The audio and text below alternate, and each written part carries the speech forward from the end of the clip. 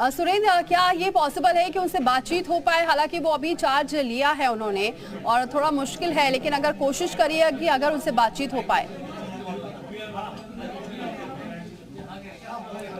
देखिए, बिल्कुल भर्तृहरि जी से थोड़ी देर पहले ही मैंने बात की थी और तब उन्होंने कहा था कि ये बड़ी लड़ाई है और बड़ी लड़ाई लड़ने में उनको समय लगा और तमाम चीज़ें उन्होंने कही हैं। अब यहाँ पर मौजूद हैं भर्तृहरि जी, आप लाइव हैं जी पर और तमाम दर्शक जी न्यूज़ के आपको देख रहे हैं।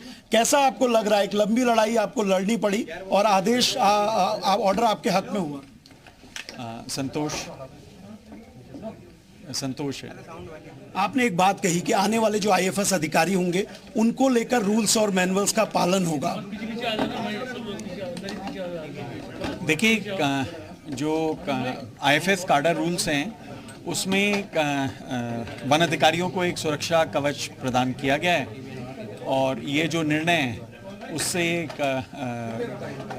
जो मान लीजिए विधि में, लॉ में, वो तभी तो साकार होगा जबकि उसको प्रैक्टिस किया जाए, तो उस प्रैक्टिस को बढ़ावा मिलेगा।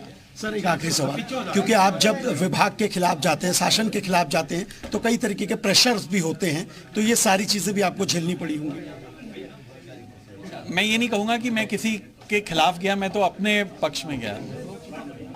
देखिए, राजीव भर्तृहरि जी थे जिन्होंने अभी चार्ज लिया और सीधे तौर पे उन्होंने कहा है कि जो आईएफएस अधिकारियों के जो कैडर के उनके रूल्स और मैनुअल्स होते हैं उनका पालन होना चाहिए। और उन्होंने ये भी कहा कि मैं किसी के खिलाफ नहीं गया बल्कि अपनी मांग को लेकर कोर्ट में गया था और मेरी जो तमाम दलील थी, मेरी जो प्ली थी, उसको सही माना गया। देखिए, मैं बार बार ये कह रहा हूँ कि ये एक बड़ा फैसला है, एक नज़ीर बनेगा। इसलिए बनेगा क्योंकि भविष्य में सिर्फ आईएफएस कैडर ही नहीं बल्कि आईपीएस हो, आईएएस हो, तमाम जगह पर अगर पॉलिटिकल प्रेशर के चलते तबादले होते हैं तो उस पर फिर शासन ध्यान देगा और इसीलिए ये एक बड़ा फैसला है जो कई राज्यों को प्रभावित करेगा। बिल्कुल सुरेंद्र, बहुत शुक्रिया ये तमाम चर्चा में यहाँ पर आपने बातचीत भी कराई। बहुत शुक्रिया जानकारी हम तक देने के लिए।